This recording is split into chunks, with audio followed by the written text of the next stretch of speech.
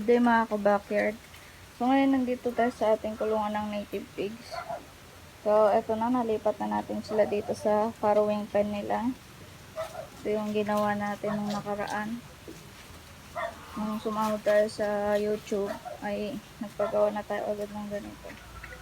So, para magkahiwalay sila pag nanganak. Ito pala ang unang mga anak dyan. So pagitan nila is halos isang buwan. Isang buwan yung pagitan nila ng pag-anak. So ito buntis na at buntis na din to. So ayan na sa kanilang farrowing pen.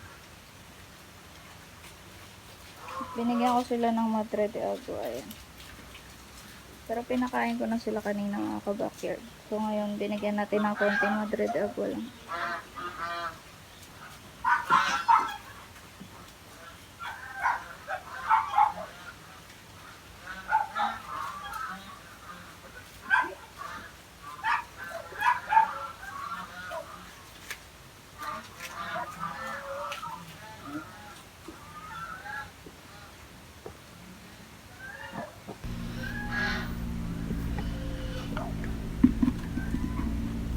So bakante pala itong mga ka-backyard.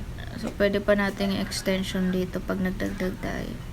So ito yung mga inahin natin mga ka-backyard. Ito yung ginawa nga nating farrowing pen nila.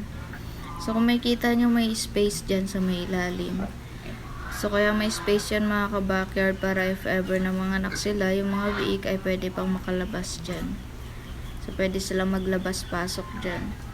Tapos once na mga naktong isa, ay lalagyan natin ng harang yung ilalim doon sa kabila. Para hindi naman papasok doon sa kanya yung mga biik.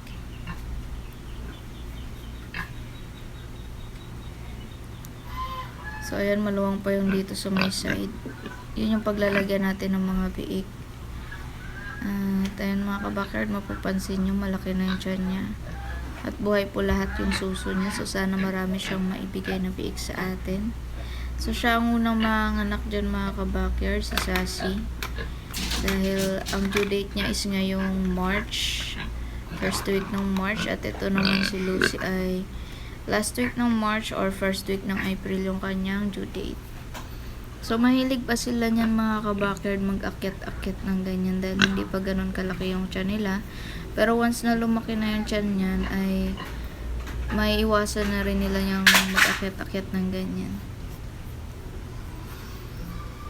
So, nung pagkatapos nga natin ginawa tong farrowing pen ay siguro mga 3 days ay nilipat na natin sila dito. Para maiwasan din yung agawan nila sa pagkain. Para pantay yung makakain nilang dalawa. So, idadiet natin tong mga ka-backyard pag 2 weeks before due date nila. Babawasan natin yung pakain sa kanila para hindi sila mahirapan umanak. So ayan, ito si Sassy, halatado na yung kanyang tiyan. Ayun na, malaki-laki na rin yung tiyan niya kasi nga mas nauna siya ng 1 month kaysa dito sa isa nating inahin. So siya halatado na rin. Ito yung pinasumpitan natin, ayan. So crossbreed na yung ilalabas niyan. Ito naman si Sassy, siya ang nakabuntis sa kanya is si Luffy. So parang crossbreed na rin dahil mistiso naman si Luffy. So at dito yung mga tanim ko Madre de Agua sa side at pwede ko pang pa-extensionan to once na magdagdag tayo ng inahin. So ayan yung mga tanim ko Madre de Agua na pinapakain sa mga baboy natin, sa manok, sa bibe, or sa kahit anong alaga niyo mga ka-backyard. So ayan, nagpunla pa ako ng mas marami para mas marami pa tayong maitanim.